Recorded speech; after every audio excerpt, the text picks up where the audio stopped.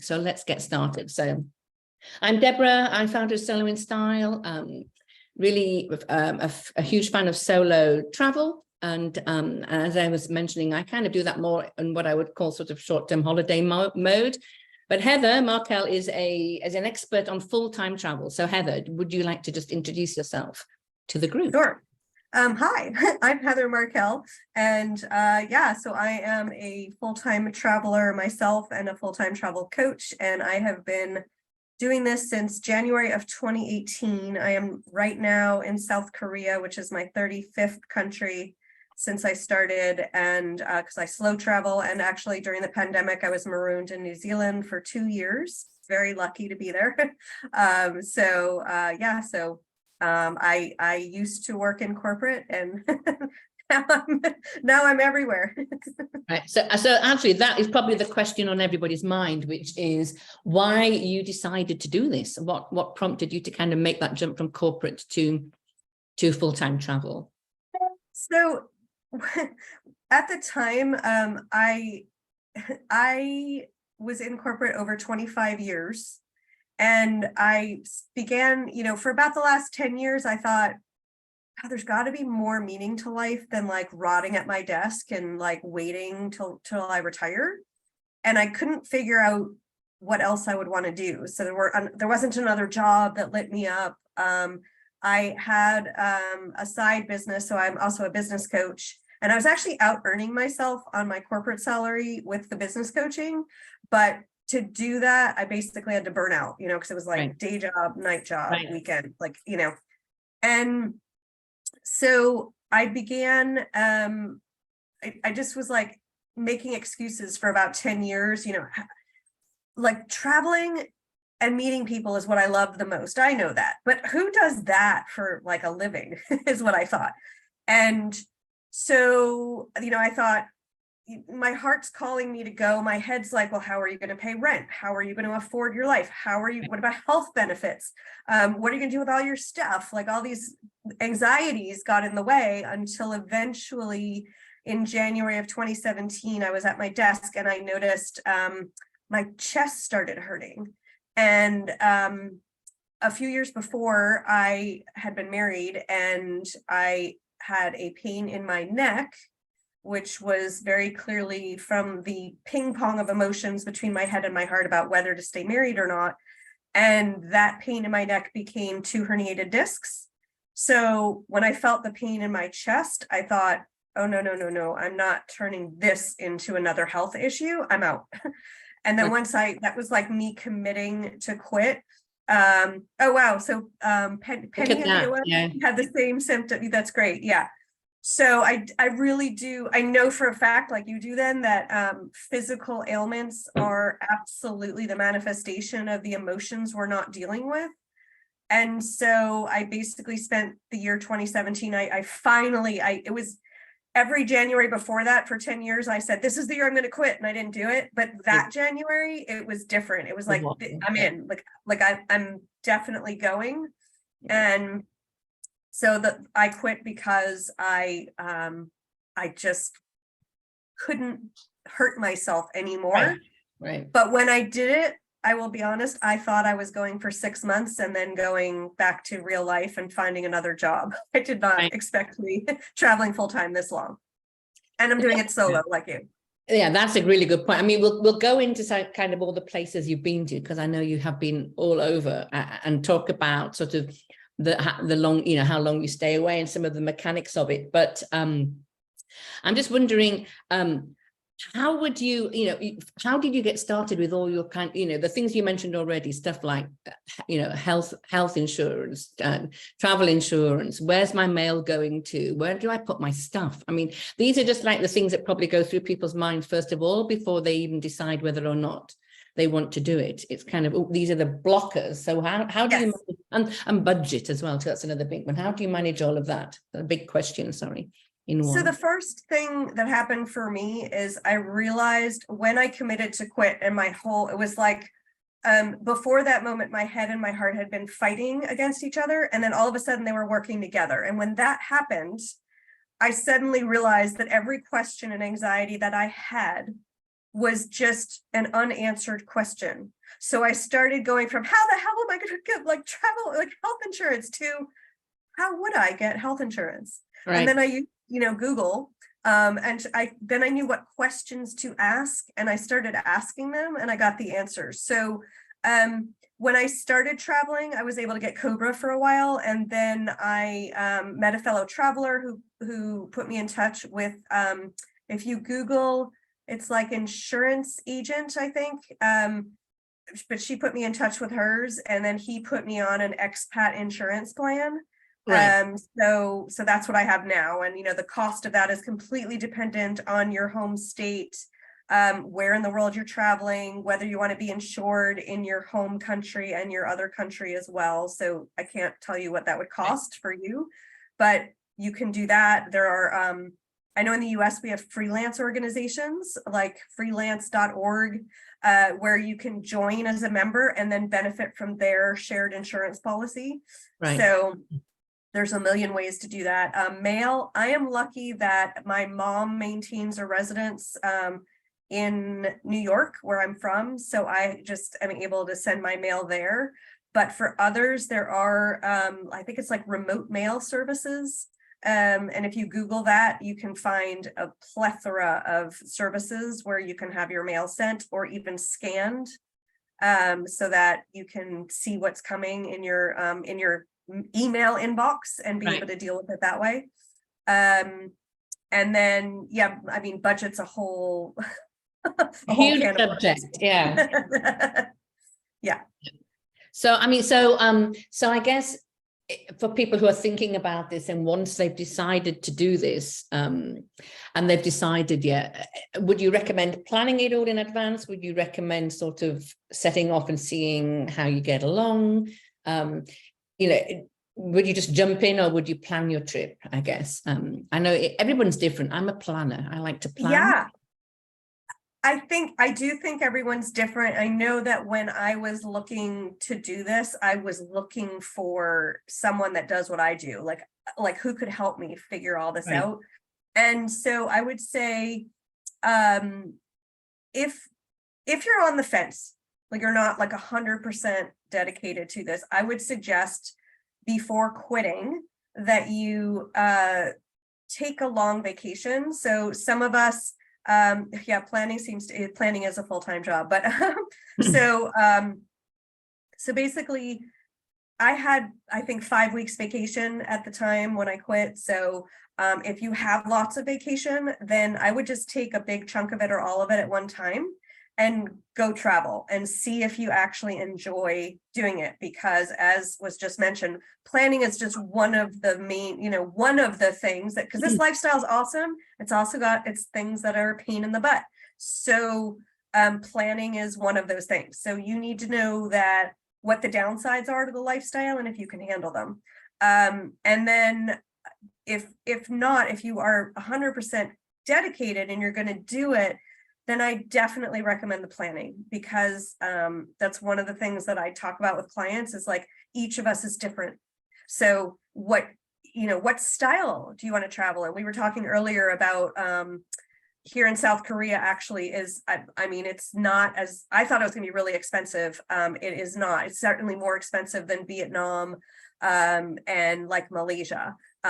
And so I know that I can exist within, $20 to $50 a day, but if you're someone that needs to stay in a Ritz-Carlton, well, your budget needs to be higher. So you need to figure out approximately how much money you're going to need within a month, and then how much money you have, and sort of look at, how long are you traveling? There's a lot of mathematical, easily very logical formulas to use to figure this out, but it's worth figuring out so that you don't end up kind of just jumping in and 6 months later being like, oh my God, I'm on the verge of bankruptcy. And and I've got no way back. Yeah, exactly. How do I get my return ticket? Yeah. And I know we've got, was it Sylvia? I can't remember who's doing the house sitting at the moment, but I mean, I feel as though that comes up a lot in the Solo in Style group. A lot of ladies do house sitting as a way of traveling. I know that you have done that, right? Because when you were stuck in New Zealand, did a lot. Yeah. So can you share some best experiences, best practices around sort of accommodation in general, but how, and touch on house sitting?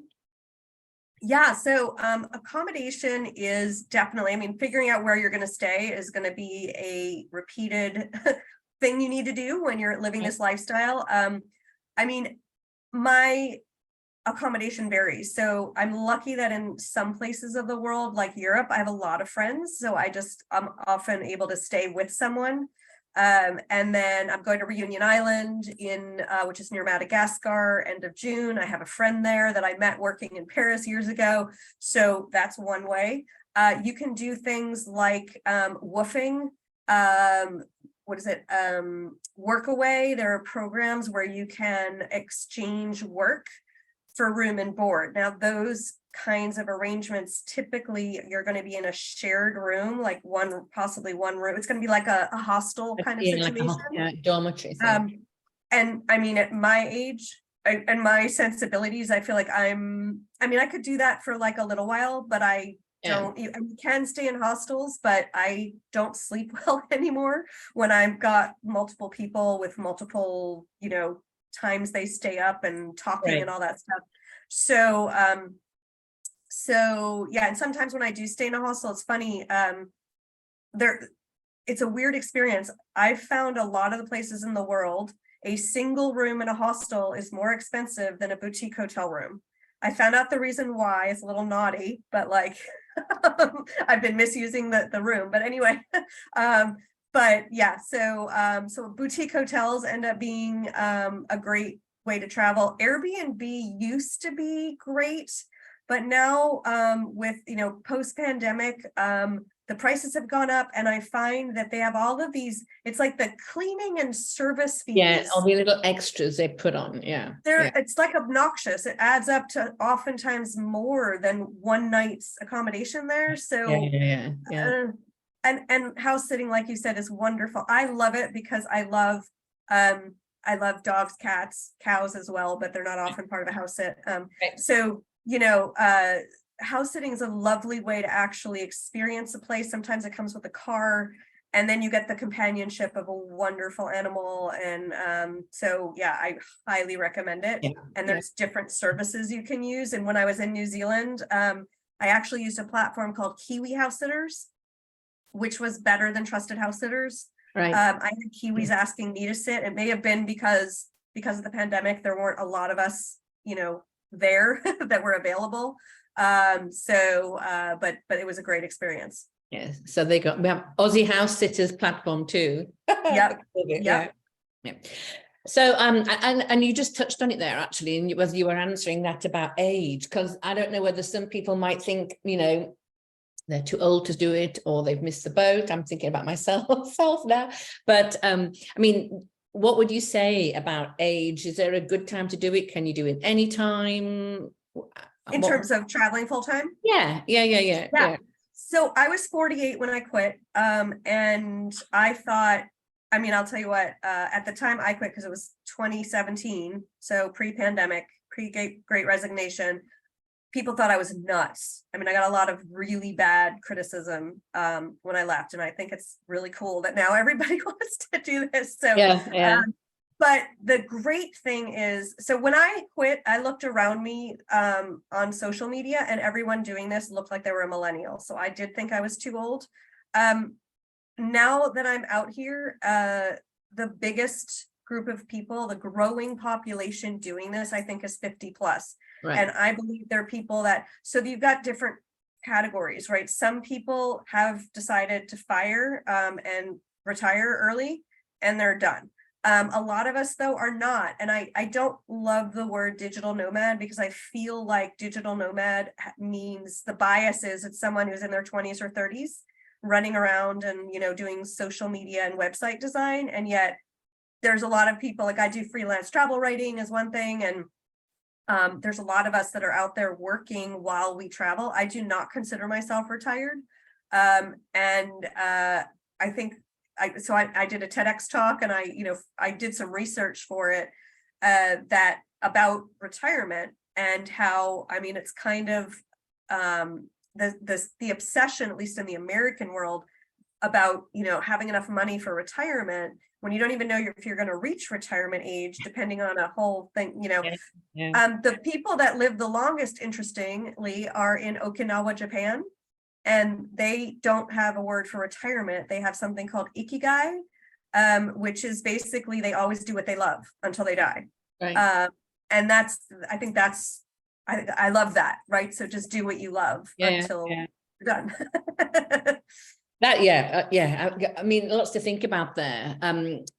So Sylvie's asking about the freelance travel, but can we just hold that for 1 second? Because I was just going to ask a follow-on question, but we'll definitely come back to that. So I was going to say, you know, so where, I mean, and we know you've kind of traveled extensively.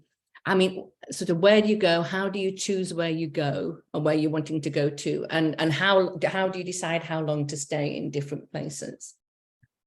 So, typically, what I started doing was, I mentioned early on that I was getting in touch with my heart and how my heart was in pain and I was trying to follow it. And so I often go by feel. So I just feel like going somewhere. That's often been one way I do it. I like when I have more time. So when I started, I was doing like 10 months of travel a year.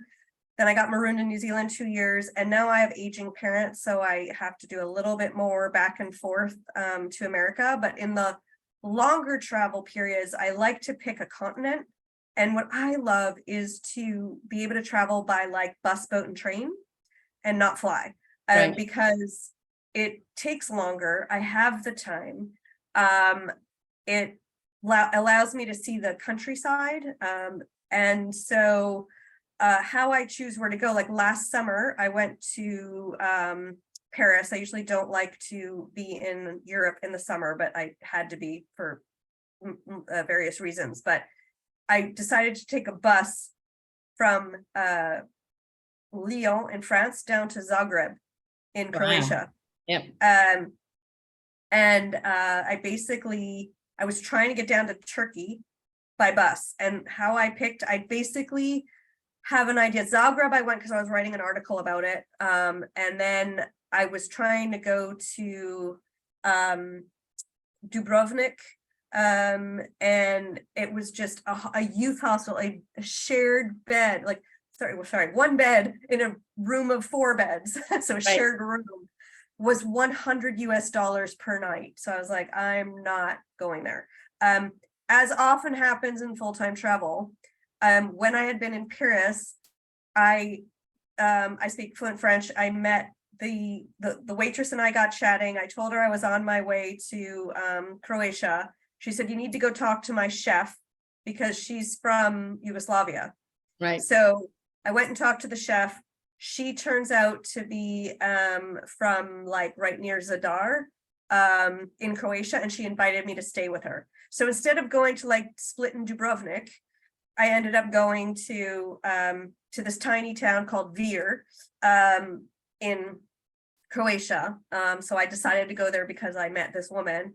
And then one of her neighbors is from Mostar in Bosnia and Herzegovina, and I'd wanted to go there. So I got a lift for free to go all the way there, right? So a lot of my travels are predicated by meeting somebody great and they just tell me a place. In fact, I met an Italian guy while I was in Sarajevo. I didn't know I could take a boat from that, Croatia to Italy. Yeah. And that there was a town, I never really focused on a town called Bari, but I ended up when I went down to Albania and realized I was running out of time to get to Turkey, I could leave from Albania and take a boat to Bari, which I did. So my travels happen in the moment. And that's part of, like the luxury of being able to take my having time. Yeah. And good. I'm just smiling to myself because we have a program on BBC over here called Race Around the World, where couples try and race across, yes. and they have to do it without flights, and they have to do it without a phone as well, and very little money. And just when you're telling me all these ways that you get to places, but so a question, and is that cheaper than flights? Yeah, so totally depends. For example, I'm in South Korea right now, and I went to Jeju Island, which, by the way, I highly recommend if you come to this area of the world. There is the possibility to travel by boat or plane. The boat was, depending if I left from Seoul or Busan, either 4 hours or 12 hours, sorry. And it was like $127. The flight is 1 hour and it costs 30. So sometimes it is radically cheaper to fly. So in this instance, because I'm only here for like a month, I opted to fly. When I went through the Balkans, I would say it's possible. If I had flown place to place, I probably wouldn't have been able to stop in as many places as I did. And I'm not sure. So typically, if I fly with a partner airline I have miles with Delta, then typically I can check a bag for free. But when you take a bus, your bags are free. So, and it's actually easy. I find it easier to have the bus driver throw my bags into the hold than even get on a train and figure out where do my bags go and have you got to worry in a train sometimes if it's a long ride, like got to check on your bags every stop and make sure that it's okay. So, so yeah, I think it varies on whether it's cheaper by plane or by bus. And it depends on, like when I was in South America and Argentina, I did a multitude of bus travel and some flights just because some of the distances are so long. But it depends. The answer to that really is it depends. It depends what time of year where you're going, how far in advance are you booking a flight? Because frankly, if you do it last minute, your flight's going to be super expensive, whereas a bus is a stable price. So yeah, so case by case is definitely the answer. Sorry to be all over the place, but that's the honest answer. Yeah, well, you're right. And it is, it's back to that whole, do you plan and book in advance, or if you're kind of going a little bit by ear or by heart, then yeah, you might end up having to pay a little bit more if you're going last minute. So they're talking about paying and money, and this kind of goes then to Sylvie's question about what kind of strategies can you share for things that you can do whilst you're traveling to make it affordable, working, not being a digital nomad per se, but you mentioned travel writing. Yeah. So budget to me is the most important thing. And so knowing what your budget is and sticking to it is essential to this lifestyle, because if you don't, then you just go, la, la, la, I'm on vacation. And then all of a sudden you look at your bank account and you have a problem. So, so budget number one. And what that means in different places of the world, it's going to be different. So in Malaysia, I ate out most of the time rather than cooking in. Cooking yourself is oftentimes a great way to save money. But in Malaysia, supermarkets, I found they were hard to find. When I went to markets where I could buy meat, I am not vegetarian, I eat whatever.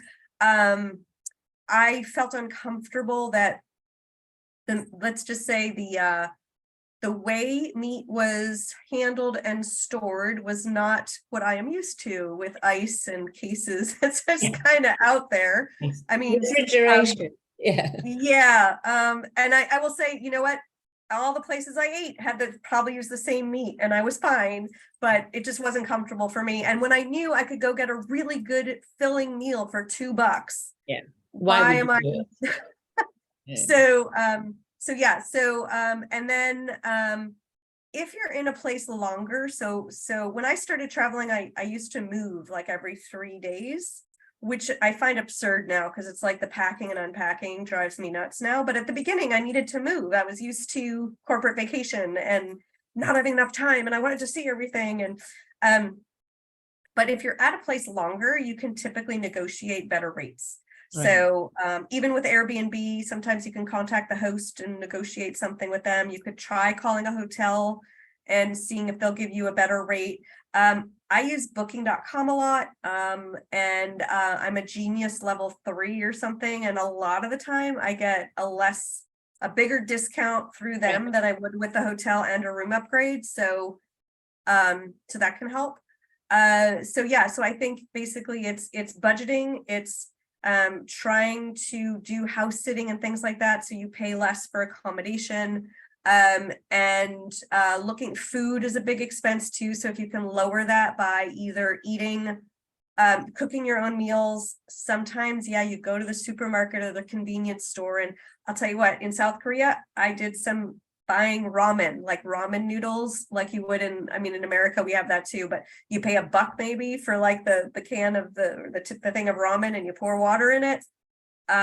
So, you know, sometimes you save a lot of money doing those things. So yeah, so I think those are like a Right. few. And then earning money. So as I say, Earning money. You're writing. Yeah, so travel writing was for me an ideal fit of doing what I'm doing and also making money from it. So and there's different ways. I was lucky to get in with a company that several years ago, that it was just like a way, you know, I could just pitch articles and then they'd be published. The other thing you can do is just pitch, you know, BBC Travel or you know, local newspapers. I'll tell you, I was lucky. If you go to Muckrack, I don't know if you're familiar with Muckrack, but muckrack.com, you can look up my name and you'll see all the places I've written. I started with a real lucky break. I went to a friend's birthday lunch, and she seated me next to her friend who at the time worked at Entrepreneur magazine. I was a business coach back then. And we got chatting, and she said, you should pitch me an article and we should get you into Entrepreneur, but you need to be fast because I'm leaving in 2 weeks. So I did. Instead of sitting on that, I actually did pitch her. I got into the system much faster than, you know, not everyone gets in. And then when I got fast tracked, and then now I can say I was a writer for entrepreneur.com. The advantage of that is you need to build a little bit of a portfolio so that when you pitch people, they can look at your work and see that you're not just off the street, and that they you know, you have some consistency and they can rely on you. When I was in New Zealand, I pitched the New Zealand Herald, got published in the New Zealand Herald. So, and that was a paid article. So, so yeah, so basically it's about, again, I could do an hour talking about how to do this. But yeah, so just those are a few tips.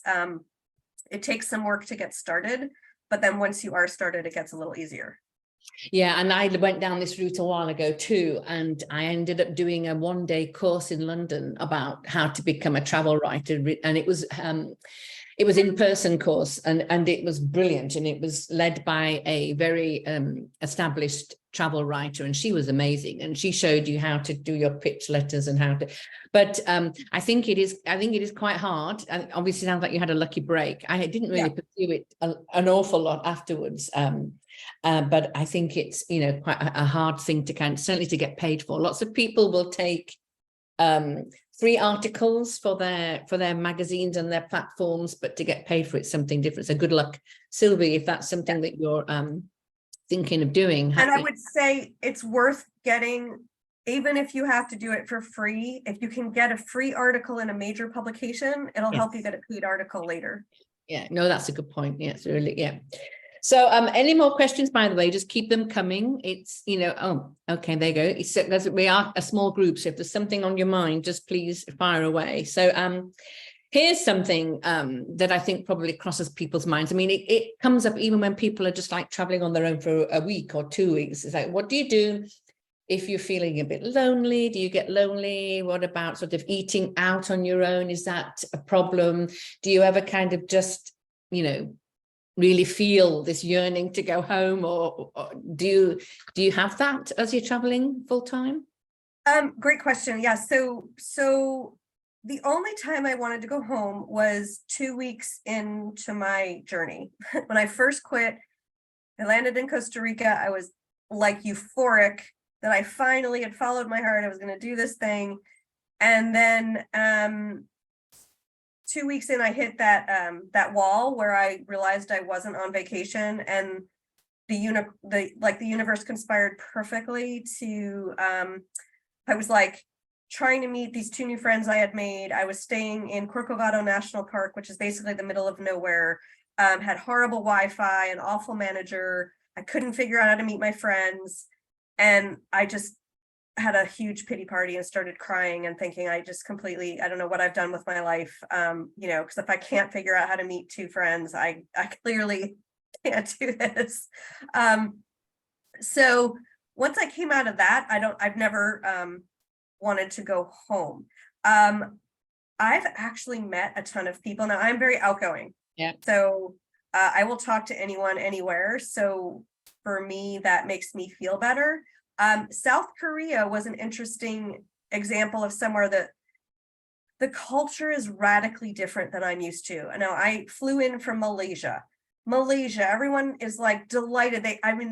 Every day someone would be like, where are you from? And they wanted to actually know me. Like they didn't want to sell to me. They just want to know where I was from and talk to me about America.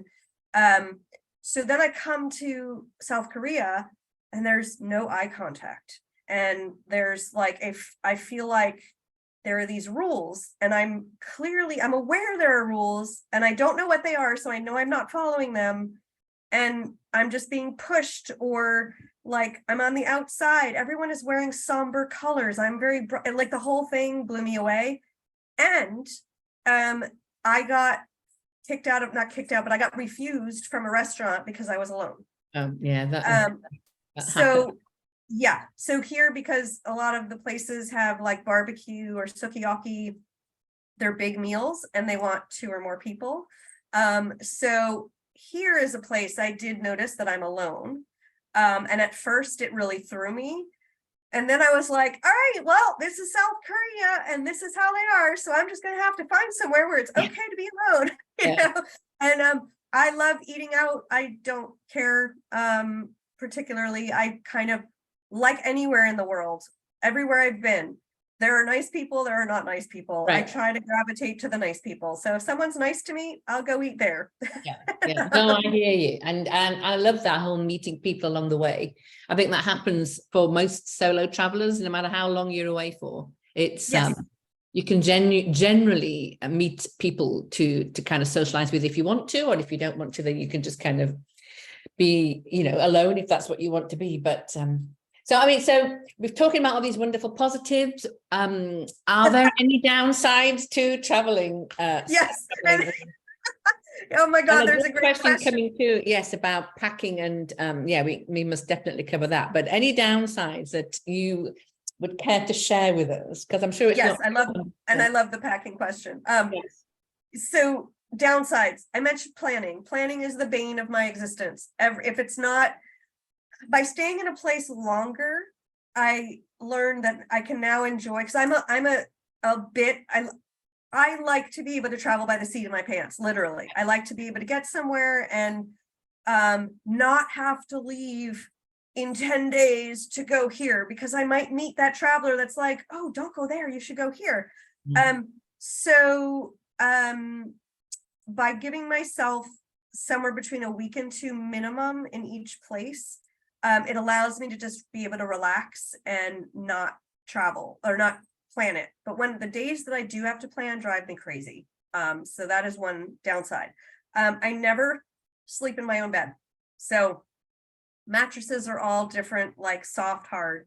Pillows, I hate thick pillows. They hurt my neck. So, sometimes I have to sleep on my clothes because the pillows are too thick. I've been in places with, to cut down costs. I've stayed in some places that had roaches or lizards, or the place in Corcovado National Park, roaches in the room. Easter Island, my youth hostel had giant, I don't know what they were, roaches. I don't know. There was Jeju Island. I was actually doing a Facebook Live with my group, and there on the wall is a giant cockroach. Oh, and then I went and I filmed it and went downstairs, and they changed my room. But so that happens. And sometimes you end up just in the wrong place, and it's I think it all builds. Yeah, it's not your place, and it builds character for you to like have the chutzpah to just get out. If that's what you need to do. That's happened to me, where it's just like, I don't want to be here. And I had lost one night accommodation, but I'm like, I'm not staying here. trying to think some other downsides are also, I've been on the road. I'm in my 6th year of doing this. So, the longer you do this, the more it shifts your friendships back home. So at the beginning, it was like, oh, who knows how long I'm doing this? I was in touch with everyone. And then as you travel, you meet people as you go, and you meet wonderful people. I'm in touch with so many wonderful people still that I've met over the past 6 years. But my friendships at home have definitely shifted. I noticed, like, when I went home for the holidays recently, nobody calls me anymore. And I know that there's, like, I think in the world we stopped calling people without texting first to see if it's a good time to call. So I know it's not entirely that this friendship shifted, and yet it feels empty that, like, I'm now in my home country and my friends aren't just randomly calling me. Yeah. So things like that are definite downsides. Yeah, no, I can understand that. And they probably don't perhaps understand why you've chosen that lifestyle, or can't perhaps identify with it. So they maybe feel there's less in common. Yeah, tricky. Yeah. So do you want to cover the packing question? Packing, yes. That's a huge thing too. What the heck do you take with you? So number one, my first answer is take as little as humanly possible with you. Because just my laptop and my camera and my lenses, which I've taken because I get paid for the pictures along with the articles, just that, and it's too much. Because if you are traveling on a budget and you're not staying at a Ritz-Carlton, you will be carrying your bags likely up staircases, cobblestone streets, like what you'll be dragging it somewhere, and you'll be so upset. I went from Costa Rica into Nicaragua, and I had to walk a kilometer, one bag on my shoulder. It was horrible. I don't know how I made that. So as little as possible. Typically what I do is I have like a no more than 3 pairs of shoes. And I have one pair is, I have this, I don't know if you can see this, it's a hiking shoe. Yep. That is also waterproof. So that's, if it's raining, that doubles up as keeping, dry wear. I have a pair of sandals, typically waterproof as well, with a good hiking tread, so I can hike in them or get them wet. And then a pair of either closed shoes or a sandal, depending if I'm going to warm weather or cold weather, that is like doubles up as a dressy shoe, which isn't really that dressy, but I wear this unless I sweat horribly and I'm in a warm place, same shirt 2 days in a row. So I try to bring no more than 3 to 5 shirts. And then I do laundry like once a week or even every 10 days. So I bring like enough underwear for like 2 weeks, so that I can get by. And sometimes you can like hand wash in your room anyway. And then like 2 pairs of pants, trying to think, toiletries, like, oh, as a woman, I've learned I've brought tons of makeup with me. That's how I started. And then now I know I'm not going to wear it. I can have the best intentions. It just doesn't get worn. So now I leave makeup at home. Don't bring valuables. They make you stand out as a tourist. And if you're in a country that's less safe, it could make you a target for theft. You don't really need anything fancy. So if you forgot things, there are often like secondhand stores that you can buy from. And I like to now even bring less than I need, because I know when I arrive, I'm either going to want to pick up the t-shirt, or I'm going to see people dressing a certain way and I'm going to want to blend in a little bit. So then I leave space in my luggage to be able to do that. And do you ship things back home to sort of your registered address, so that when you go back occasionally? I'm just curious, because I know ladies in the group do that. I've never done it. I've never shipped things. So I have done some of that. And I did it like at the beginning, I just didn't get the whole packing thing. And then I was like, oh my God, I can't carry this. And then I would ship things home. I have a carry-on size suitcase, which I check, and then a backpack, which is a little smaller. Right. And then I might have like a purse, like a larger purse, so planes often allow you like a carry-on bag and a purse kind of thing. Yeah. So these days, if I'm so now my next flight is back home, right? So now I can have a little bit more luggage and, I'm not going to worry about it. I can check it for free and, get some gifts and stuff like that. That's fine. But if I'm not doing that, then I ask myself the question, like, I don't want to pay overage fees to check my bags anywhere. So when I think about the things I'm going to send home, I really think about, is it worth the money? Like, am I going to use this thing? Do I really need it? If not, I actually just try to give it away, because it's cheaper. Leave it somewhere. Yeah. Yeah. I hear you. Yeah. So I'm just thinking what else are on people's minds. So we have time still for any questions, if there's anything particular that you want to ask, ladies who are still with us. But I know you've mentioned already that you do your traveling, your travel writing, but I know that you also work as a full-time travel coach. That's something that you do. So do you want to, here we go, useful apps, yep. Other ways to make money. Here you go. So this is, do you want to do the apps first and then talk about? Yeah, we can do there was travel hacking too, I think. So absolutely. So I've learned that the credit card frequent flyer hacking is very American, and I don't know that everywhere, depending where in the world you're from, you may or may not be able to do this. If you can, yes. yes. I do it in the UK. Okay, yeah. But to use these strategies, one, they have to be available, and two, you must manage your money well. You do not use these strategies if you have credit card debt. Just don't do it. Yes. But basically, that's how I do a lot of my traveling. Deborah and I were talking earlier. I flew to Paris last year on points for $5. When I went to New Zealand, I used points and 26 US.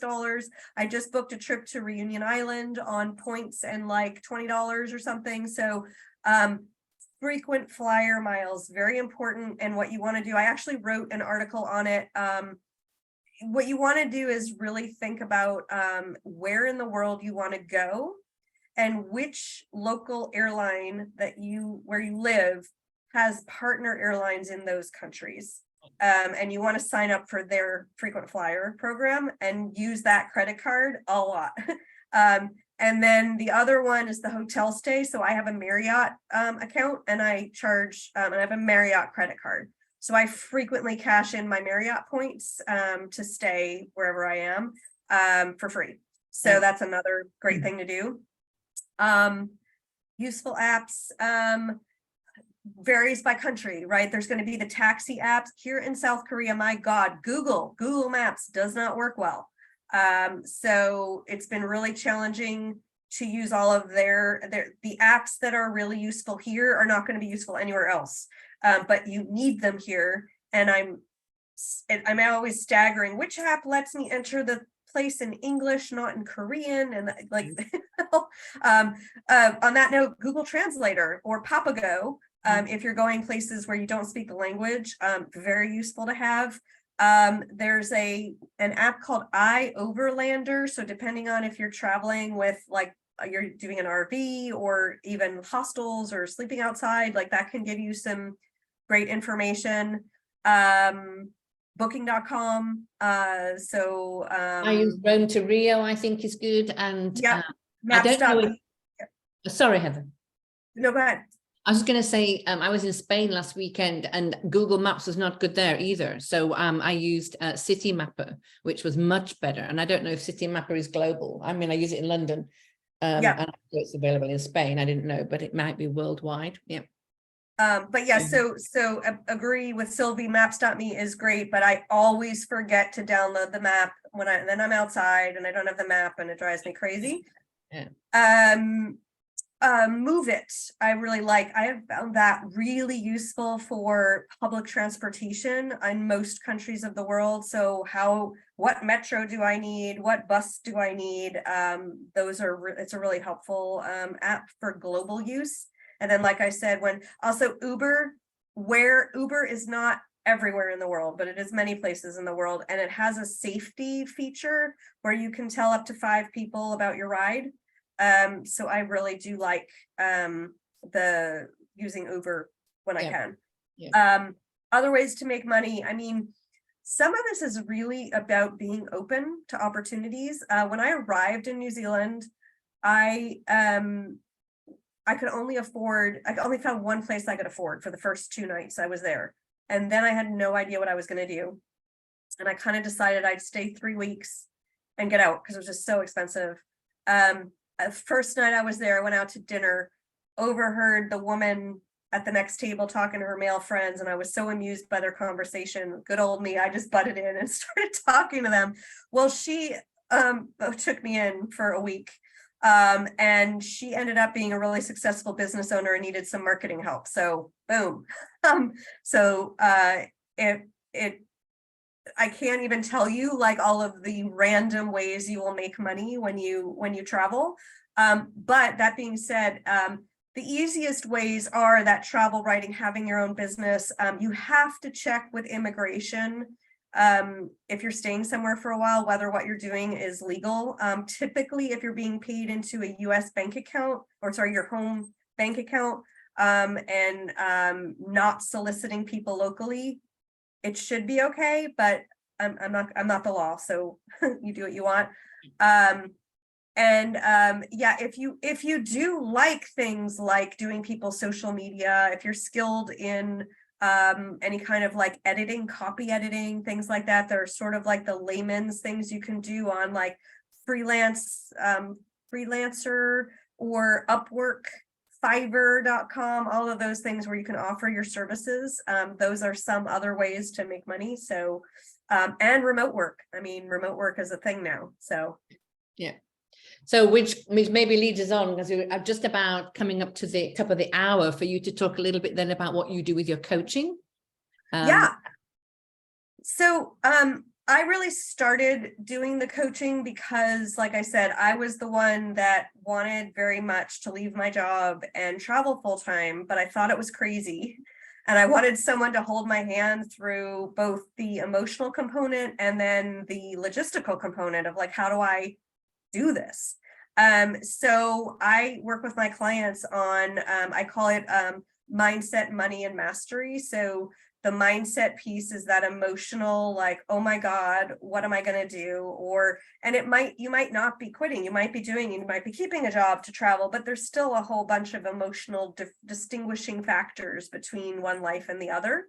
The money piece is making it affordable, figuring out how do you want to do things? What is this going to look like for you? How do you plan the money? How do you make the money last? And what if, like me, you realize you love this lifestyle and you thought it was going to be 6 months, but oops, it's going to keep on going. And then the mastery is all the logistical stuff. What do I pack? What about visas, vaccinations? What do I have to worry about? What am I going to do with my stuff? What am I going to do with my home? So I basically offer clients basically the whole shebang, or meeting people where they're at. Some people just need one session to just talk about a specific issue. Other people just need one piece of the program. They just want to talk finances and that's it. So I do that. And then I also have some products. So if people want to self-study and just do it all on their own without talking to me, they can do that. And it's the same goal, basically helping people. The products are more geared around finances, because the biggest question I get is, how do you afford it? travel? Yeah. I get that. Yeah. Oh, that's great. Thank you. So, so I just wondered, do we have any more questions? Because if not, I think we're probably coming to a natural close. I know you wanted, obviously you've mentioned already the services that you offer around kind of coaching and all of the kind of resources that you have. And I will send out an email after this with the recording. And also I know you're making a special offer to the ladies who've joined us today with a discount on some of the things that you have. So anyone listening, whether you are listening on the recording or the live version, I'm giving a 10% discount. I don't know if you know what, we didn't think to, do you have the link? Because we should type the link into the if you carry on chatting, but I will send the link definitely by email. But if you can find the link. So those of you listening, look out for the email then, and there's a link and a coupon code to save 10% off my highest level program, which is called Money for Travel Bootcamp. And that basically is like the whole shebang of everything you need.